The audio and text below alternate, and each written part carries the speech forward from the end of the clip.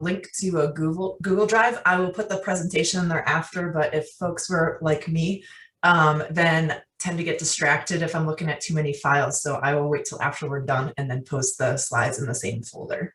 And then in the folder, if you go open it up, if I can find the right screen, you'll see there's a PowerPoint file for us to do some sharing, whether this is during the session or after, with other ideas for each other. And then in addition, there's some worksheets that we'll be using throughout. There's 5 exercises. We'll get through 4 of them today. The 5th one is a little bit more complex, so that would be one that I'll set you up to be able to do that on your own afterward. So if you want to go in and grab the worksheets, and download those, you can print those, whatever is easiest for you, or you can just have a blank note sheet in front of you to be taking some notes and thoughts down, and then you can transition it over to the worksheets.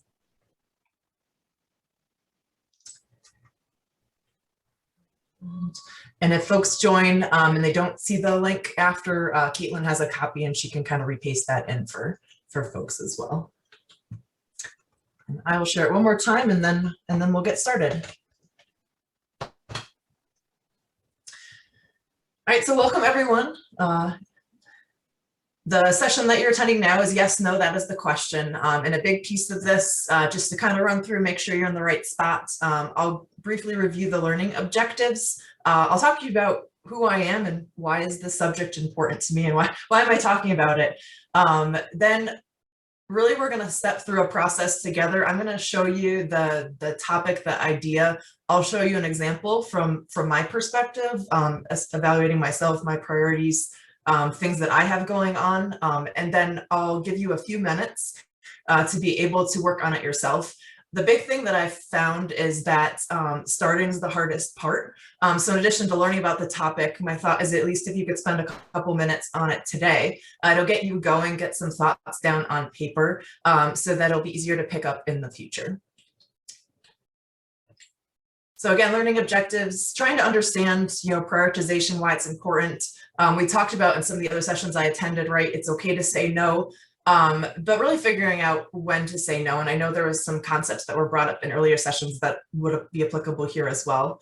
Also was taking a look at your life, taking a look at what's important to you personally and professionally. To me, that's the litmus test in terms of what you say yes to and what you say no to. And then again, the whole goal here is to give you some tools and to give you some practice, to give you some examples so that you can then take this and start practicing it in everyday scenarios. So who am I and why do I care about this subject? Just by looking at the graphic, you can see I have a lot going on in my life. First and foremost is my family. I do have just pictures of my immediate family, but I do have a sister, have extended family, in-laws, parents, grandparents, cousins. So my 3 boys, I'm a boy mom, 2 young gentlemen, 1st grade and 2nd grade. And then my husband also is engineer by degree. Both of us are very passionate about our careers. So we are a dual family, both trying to balance that and balance with the remainder of the things that we like to do. My oldest, like I said, 2nd grade. My youngest is in 1st grade. You can see pictures of both of them here. In addition to that, I guess we've started to grow a pet family as well.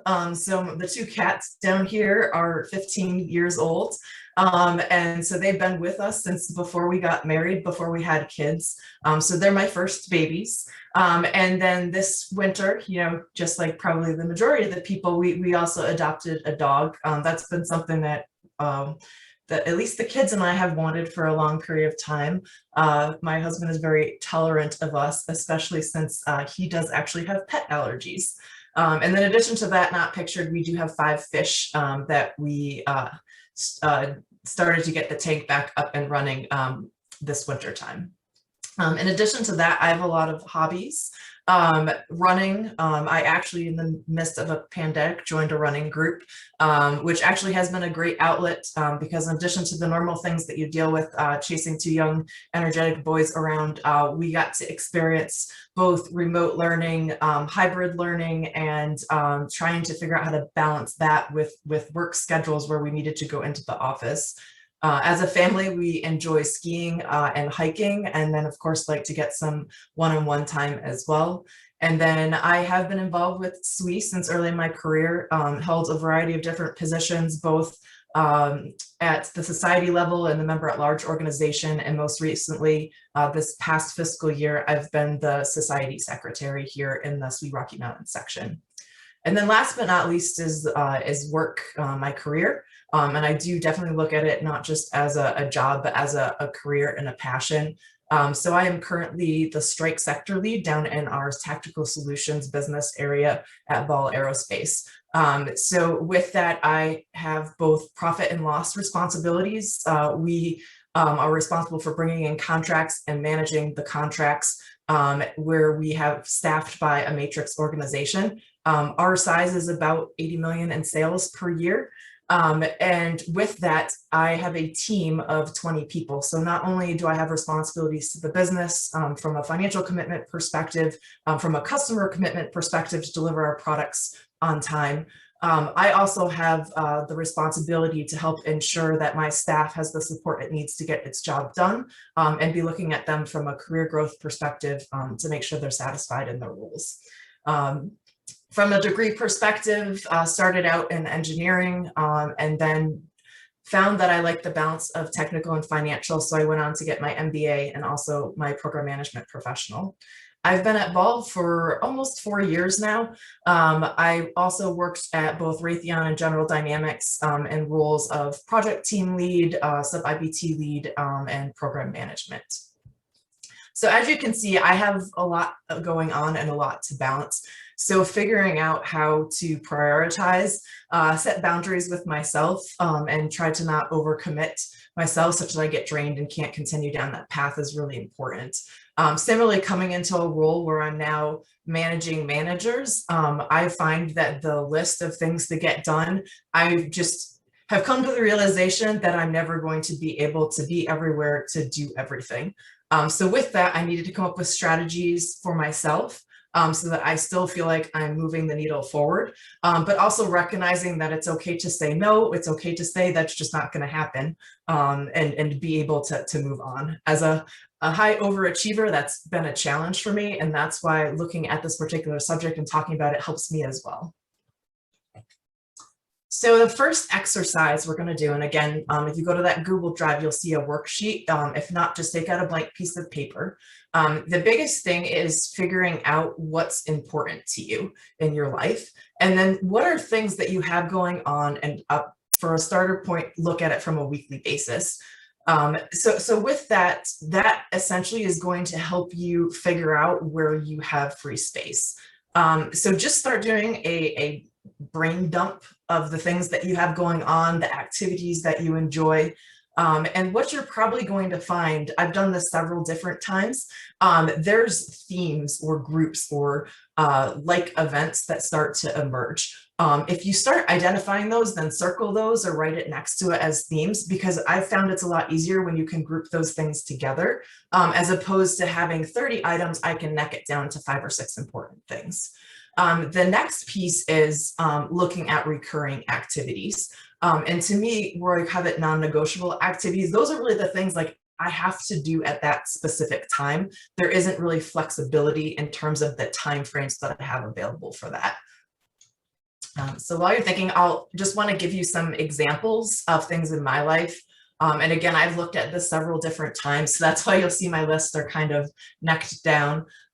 Work is a big part. Like I said, I view it as a career, a big part of who I am. My immediately family is another something that's very important to me. And then my hobbies. And I used to have a huge list of hobbies, but I found that necking that down is actually more advantageous. And then a piece I didn't talk about on the previous slide was the wish list. So there are things that I don't feel like I have been able to spend as much time in and are causing me to be a little bit out of balance. So more personal professional development, self-care and time to recharge, right? Making sure that I'm not stacking myself up so much that I don't have that downtime so that I can think through and really process and be ready for the next day. Thinking strategically, in my role right now, a lot of the times my team's coming to me or what I'm dealing with are like heat of the moment fires, or very specific tactical items. I would like to have more time to be thinking strategically, looking at the bigger picture, helping to really move the needle forward on some of the bigger, more enterprise level problems. And then the team member career development, this is a lot more ad hoc to me, but I do have 20 people that I'm responsible for. I want to make sure that they have fulfilling careers. So being able to spend more time really understanding what that is, helping to really develop career growth plans for them. And then from a non-negotiable activity perspective, work, and again, my work is pretty flexible, but I try to set myself up with rough timeframes because I know I am a workaholic. So I really need to find a stopping point. And I am certainly much more of a morning person than an evening person. Running, I do run with a group. So those are also times. Sleep, I like to go to bed early. I feel more recharged that way. And then my kids do have some appointments and I need to pick them up from school or drop them off at some point. And then again, as I mentioned, I am on the EC for SWE RMS, and once a month we have meetings. At this point, I don't really have anything on my wish list to add to this block. Potentially that would come in the future. We have started to back out of some things because of COVID and exposure, just to minimize the fact that my kids go to school, my kids go to aftercare, and my husband and I go into work.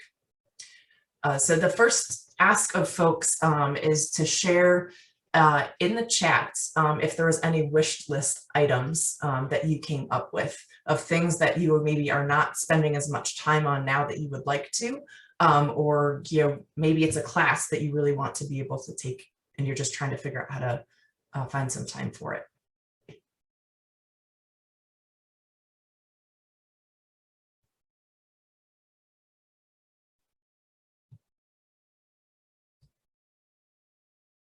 Does anyone want to share an important area of their life that may be a little bit different than others?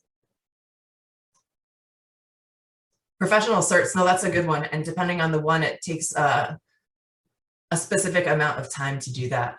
Self-care, the health, that's another great one. I see that a lot, that we especially are so focused on helping others succeed and focusing on the time that it takes, or making sure we support others first, and really putting ourselves last. Exercise time, that's a good one. That one's hard. For me, I found that if I don't do it in the morning, it doesn't happen. These are all great ideas. Does everyone at least have a couple notes down in terms of some of their non-negotiable activities, important areas of life?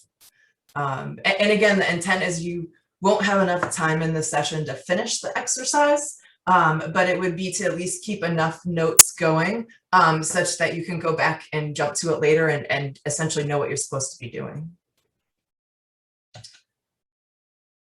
All right, so the next exercise, big picture schedule blocking. And again, I know I have from 5 a.m. to 11 p.m. down. That's to cover the masses. Like I mentioned, I am a morning person. So you'll see that, 9-ish is when I'll have blocked off for bedtime. But I do know there's a lot of folks out there, my husband included, that are more evening folks. So I wanted to make sure to provide a template that kind of both ends of the spectrum can do. And certainly you can go add more lines in if you're, a 12 o'clock, midnight, 1 o'clock person. So the first thing that you're going to do is you're going to essentially fence off your weekly recurring non-negotiables. And I'll show you what this looks like in a minute. And then after that, and if you're used to, some workplaces have core hours. To me, these are core hours that I need to stay focused on doing that specific activity because I don't have the ability to move it for whatever reason that is. The next one is you're going to identify your available space. And with that, start to think through, is that available space constrained or unconstrained? So the example I mentioned, I have 2 small kids. We also have a dog now. So with my kids, they are too young to be left alone. So if it's times outside of daycare, aftercare, school, I would at least need to coordinate with my husband that one of us were going to be there. Same thing after you've identified that available space is the theme or group you prefer to spend it on.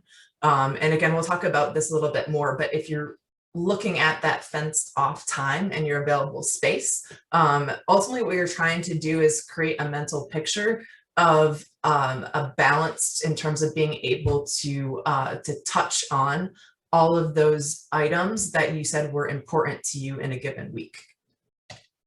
So for me, if I was to go take my big picture schedule blocking, you would see morning times are spent on walking the dog, working out, and my prep for the day.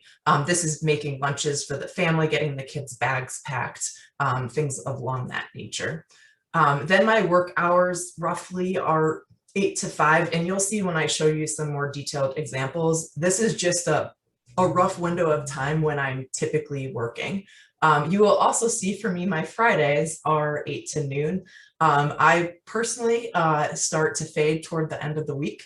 And I actually like working longer days, Monday through Thursday, and being able to have some flexibility with my Friday afternoons. I added in my run times, and my son has a reoccurring appointment every Monday. Additionally, my kid time, sitting there reading books with them, relaxing with them on the couch before bed, myself doing some reading or, getting some last minute things done, and then sleep. As I mentioned, I'm an early person, so that's usually around 8:30, 9 o'clock is when I want to go through that. So on a general sense, my big picture schedule blocking and looking at my constrained and unconstrained time, I need recharge time at the end of the night. I am definitely an introvert, and in my role, I'm talking to people a lot throughout the day. So having some sort of quiet, relaxing time in the evening is really important for me. On Fridays is when I tend to do my volunteer work, recharging, whether it's my self-care when I do manage to get that in. My husband and I don't typically use babysitters. So a lot of times on Friday afternoons, because we're already paying for our kids, whether it's at school or at camp, we'll go out to lunch or go out to a happy hour type of thing or go for a walk before we pick them up. And then recharge time, family type activities, whether it's chores, whether it's going grocery shopping, that's typically my Saturday and Sundays, because that allows me to have a balance of essentially all of my activities throughout the week. So now I'm going to ask you to take a look at the templates, and if you haven't already done so, take a look at how your standard blocks would be throughout the week. And then keep in mind, ideally for some of that free time or that unscheduled time, how would you choose to spend it? How would you like to spend it? And then as you're going through this, especially when you're looking at your block time or your must-do times, percentage-wise, is it eye-opening to see how many things you are finding, or maybe you're spending a lot more time in one area than you had expected you were? And then I saw there's a question in the chat. So constrained to scheduled events, essentially. So it's actually a little bit different. If you don't have kids, as an example, all of your time may not be constrained. To me, it's the fact that I have to do pre-coordination if I was going to do anything like outside of the house. So for me, like on Saturdays and Sundays, if I was to go in and say I wanted to like go for a run or go get a massage, I would need to make sure that my husband is able to watch the kids at that same point in time. Similarly, my husband likes to go mountain biking. So he already tells me on Wednesdays and Sunday mornings are typically when he goes, which means I need to be home because otherwise our kids would be home alone. Does that make more sense? Like I said, if you are single or, you don't have kids, then it's a lot easier. You probably don't have a lot of constrained time. And the worksheets are, you can fill them out. They should be posted as a PowerPoint chart, and then depending on what tools you're using. So you should be able to just fill them out. They are not populated. They're just a blank schedule for you to color on or mark up. Are there any more questions on, I guess, this concept of, big picture schedule blocking?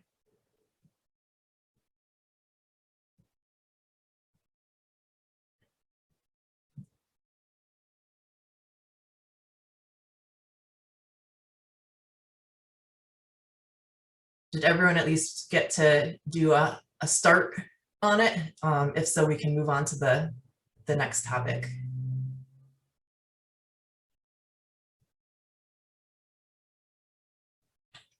All right, we'll keep rolling. Like I said, there's a lot of exercises because my intent was to give you all tools to work with and keep working in the future. So the next exercise is a to-do brain dump.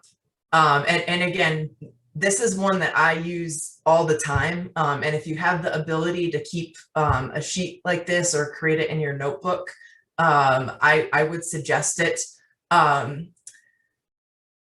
Essentially what you want to do is write down everything that is on your mind that you need to get done or think through. And you want to continue to add to the list if you come up with new ideas. So to me, the big help with this is I keep thinking I need to remember to do X, Y, and Z. And I also, because there's just so many things that I can think of that I need to get done, it helps me to just start writing it down. And again, I put brain dump there for a reason. So because it should just be like a train of thoughts flowing through. We're going to go back after and kind of organize group and make sense of it, but it's to get all that stuff down so that you essentially have a list of things to do.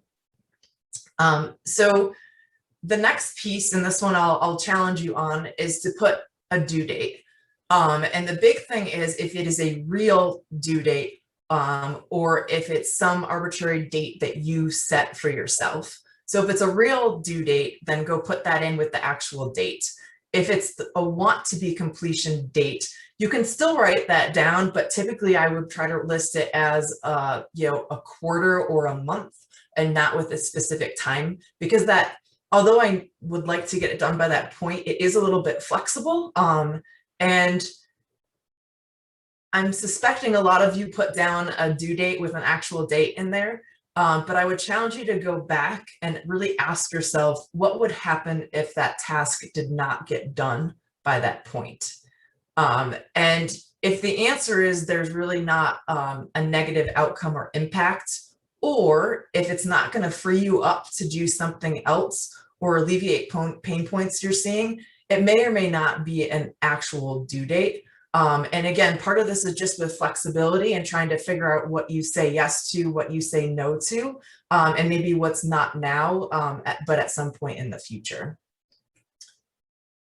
So now that you have at least started a list, starting to think through things that have dates, you're going to go back and kind of evaluate the priorities of the items. And again, it gets back to, what's the impact it's going to have on your life, on the life of others, or what's the impact if it doesn't happen. And you're going to go in and group and prioritize those priorities. And after you walk through this, if you find that really isn't a priority anymore, then just you can erase it or scribble through it and go remove it. And another tip as you're writing these down, and I'll challenge you to go back and take a look at some of the items you listed so far.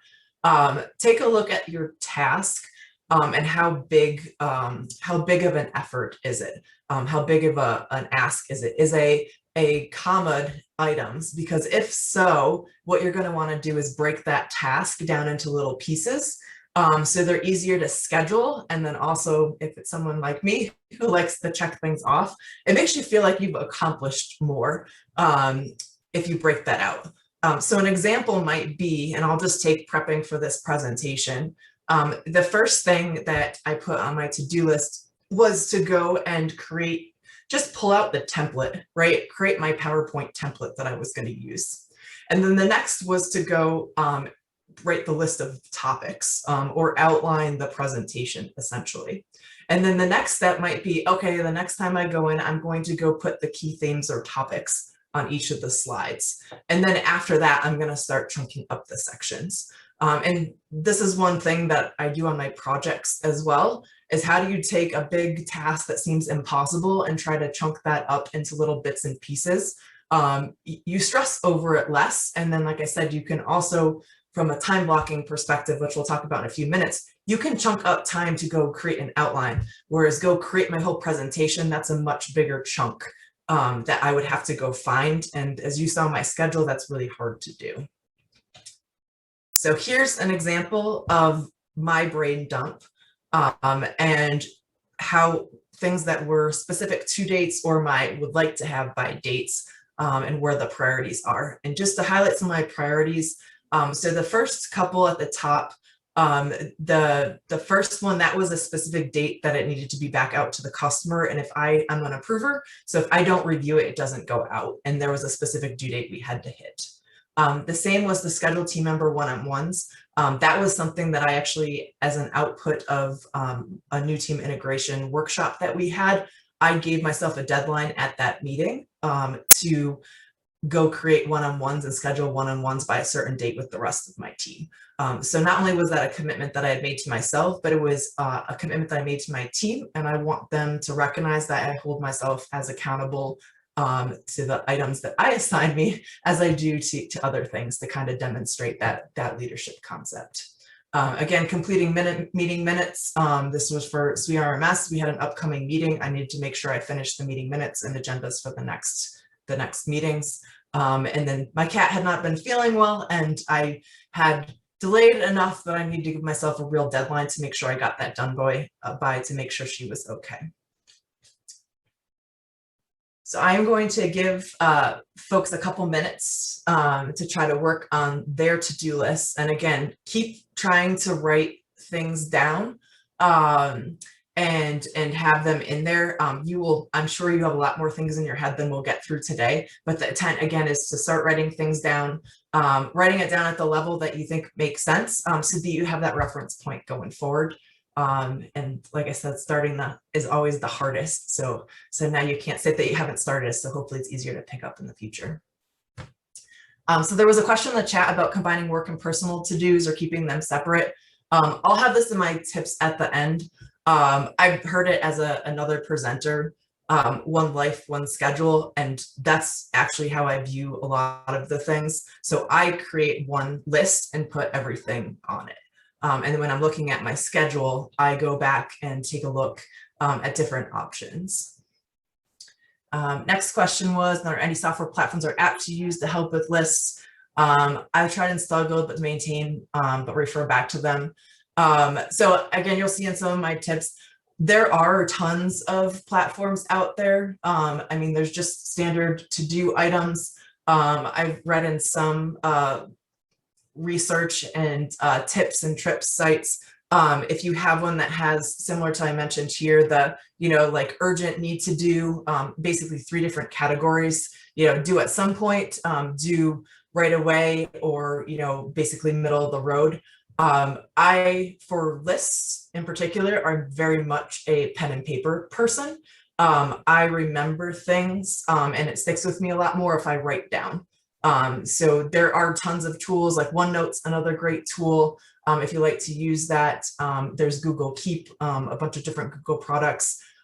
Really, it comes down to personal preference. And one of the things that I mentioned, like put it as an app and make sure it's an app on your phone, because you have your phone with you all the time. So it's really easy just to go in and take notes. I guess the interest of that, because I know I'm a paper person, I email myself, or I'll have it in a to-do list on the phone, but then I go put it in my paper sheet after. How often do you reprioritize? So you'll see I'm, for the most part, try to stay on a weekly basis, but especially given my role, and I'm sure others experience as well, there's fires that come up. So you need to ensure that that's going to come in and try to get to like an 80% solution. And if that's the case, it's a real-time reprioritization that day. And then, as you'll see in some of the tips, follow-up's the key, because if I am not going to be able to review this RFP response, I need to delegate that, or I need to tell them, you go send it without me this time. Does that make sense?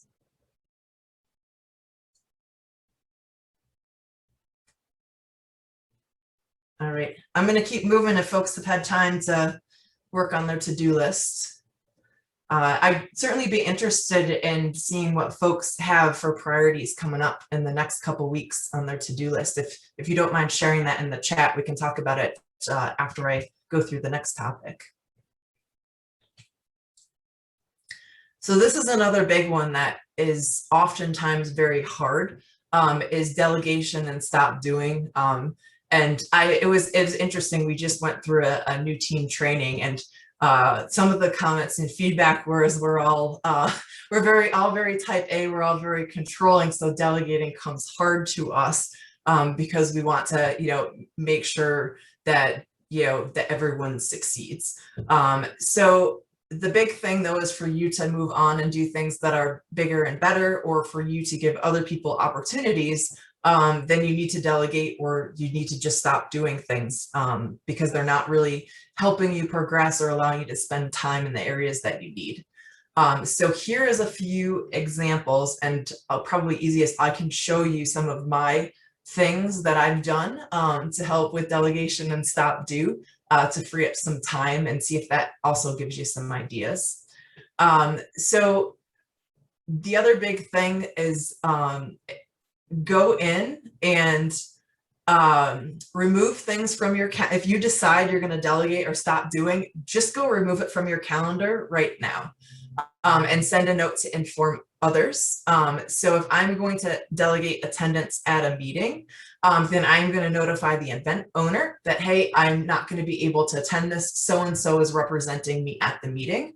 And before that, I typically follow up with the person I'm delegating to, unless it's something that I typically tend to delegate to them anyways, and say, hey, I'm tied up on double booked. Can you go to this event for me? And then just give me a call after, or shoot me a quick note in terms of what some of the key activities are. Are there any follow-up actions? Are there things that you need help with?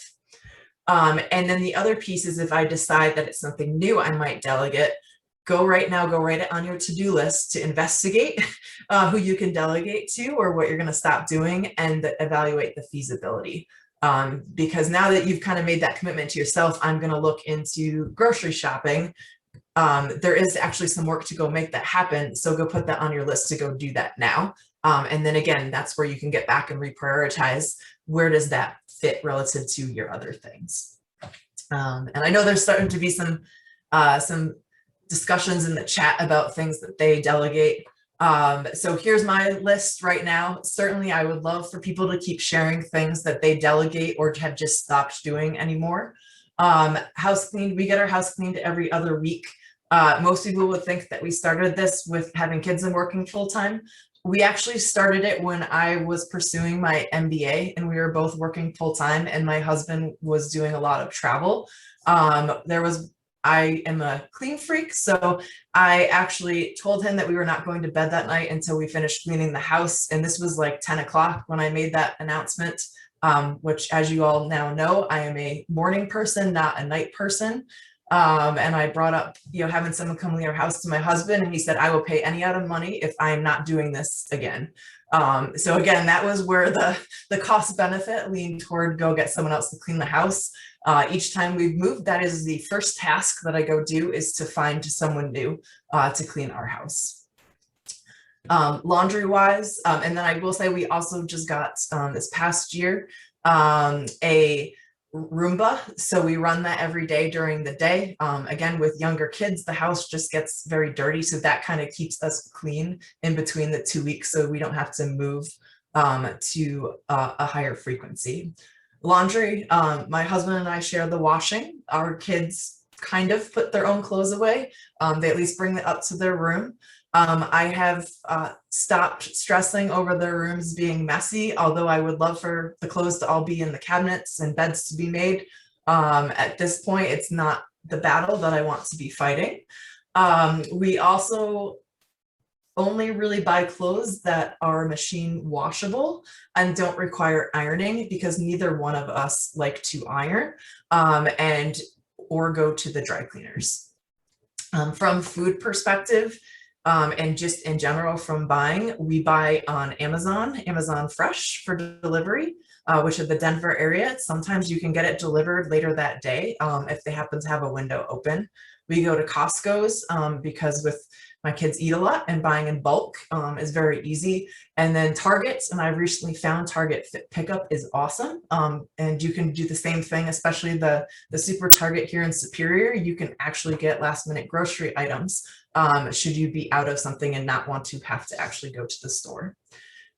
Meal service wise, early on, we looked at HelloFresh and Blue Apron. The problem with those is there's actually a lot of dishes and a lot of prep involved. So it really didn't work for us trying to minimize and make things easier and faster.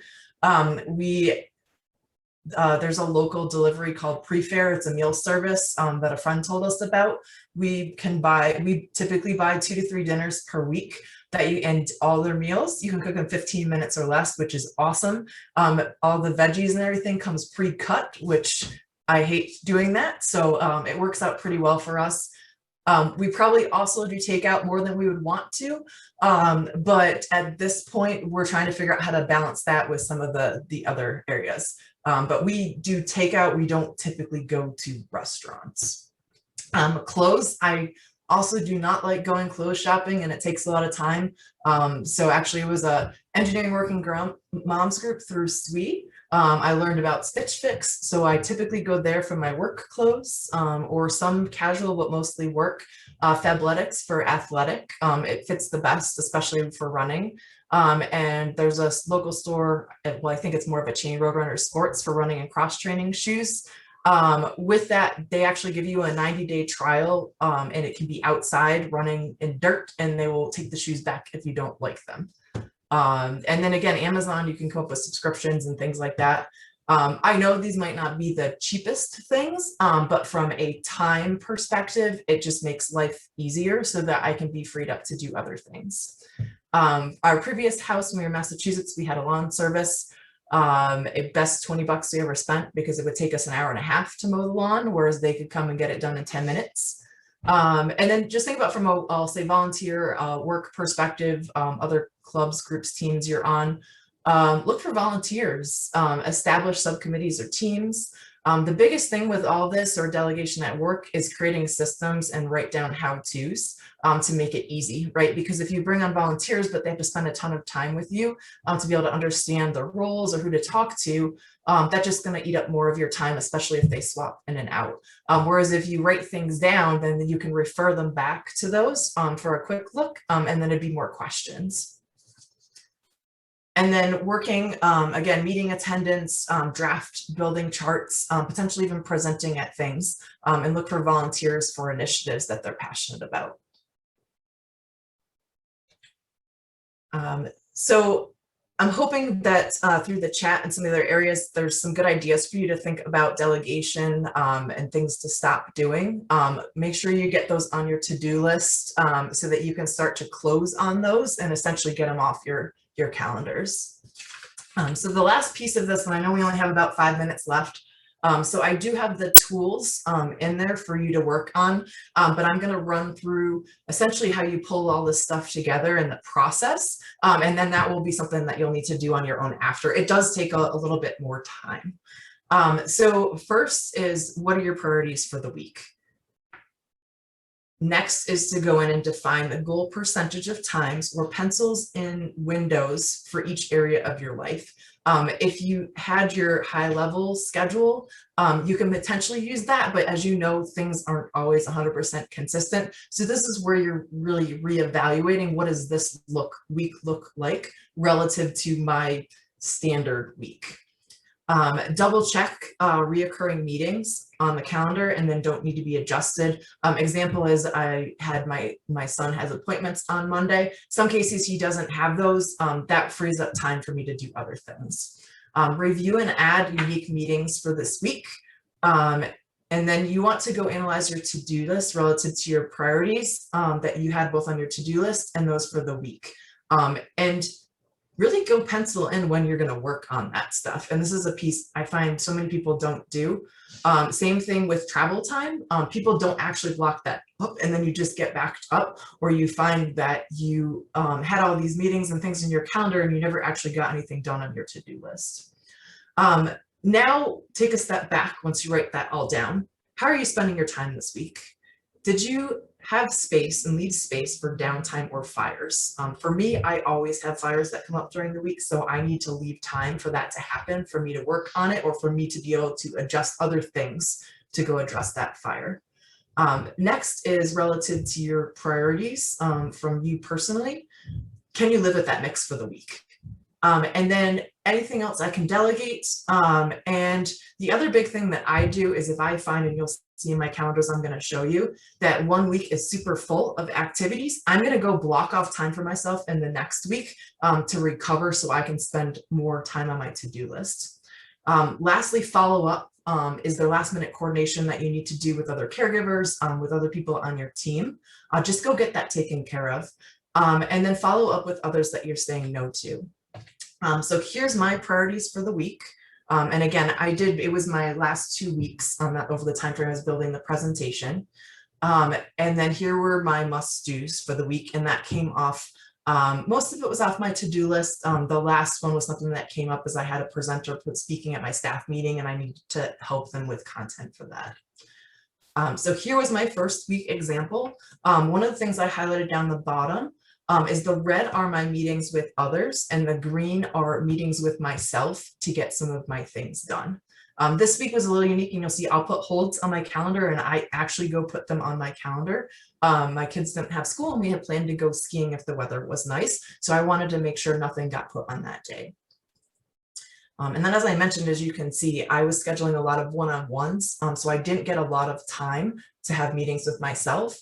So I went on my next week, and I actually went and blocked off time to work on my to-do list. Didn't know exactly how I was going to spend that time, but at least it was on the calendar, so that if someone put a meeting on, I would have to really think through with myself, am I willing to give up that time, or do I need to tell them I can't make that meeting? I have another conflict. And then the notes for the week. Again, here's the list down. And like I said, I like to follow up with people right away as I'm essentially doing my planning and my building of the calendar. And so these were things that I said no to for the week. And in some cases, it's no, I'm just not going to be able to do it. In other cases, it's not happening. I'll try to get it done the next week.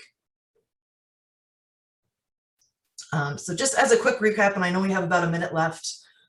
These are the 5 exercises we went through. Someone asked about timing. The ones in blue are not necessarily things that you would be looking at every single week. You would have to see if there's a change, an event, something new emerges, and it makes sense to go back and reevaluate that. The to-do list is something you'll be using all the time.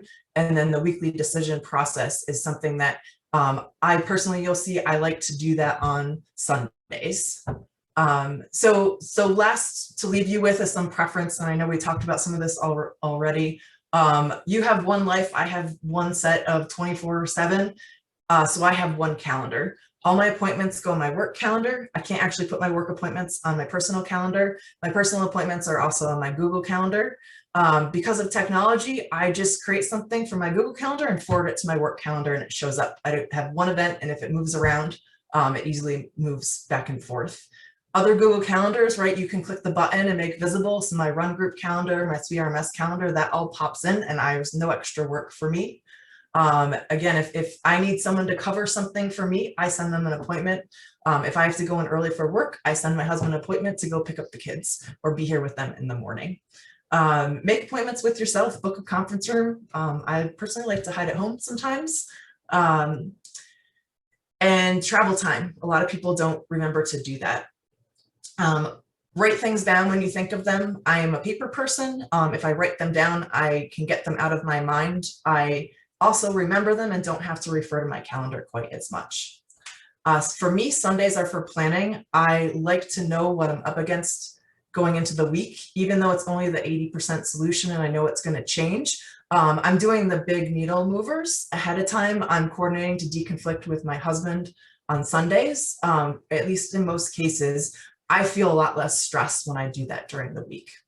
And again, I do my deconfliction and follow-ups in real time, just so I don't forget to tell someone that I'm not going to be able to accomplish something. So we talked about some of the tools. There's a lot of them out there. What I presented to you today is me actually trying different planners, trying different techniques and what works best for me. So the big thing is kind of trying through what tools, what techniques work for you, and then figuring how to pull that in together to be a process for yourself. With that, I know we're out of time, jumping into a break. I will stay in the breakout room for a couple minutes if there's any last minute questions. Here's my contact information if you have follow-up questions. And then I did mention that we have some tools that are out there on the site. So I will post the presentation. I have a file out for us to do idea sharing if people have ideas for delegation, to-do list items, so on and so forth. And the worksheets are all out there. I hope you enjoy them. Again, some of them might be easier if you already have calendars that you're using. If not, it will get you started and at least thinking through the topics. And thanks for coming. Thank you, Maureen. This was great. Thanks for sharing your insights. No problem. Thanks, Gail.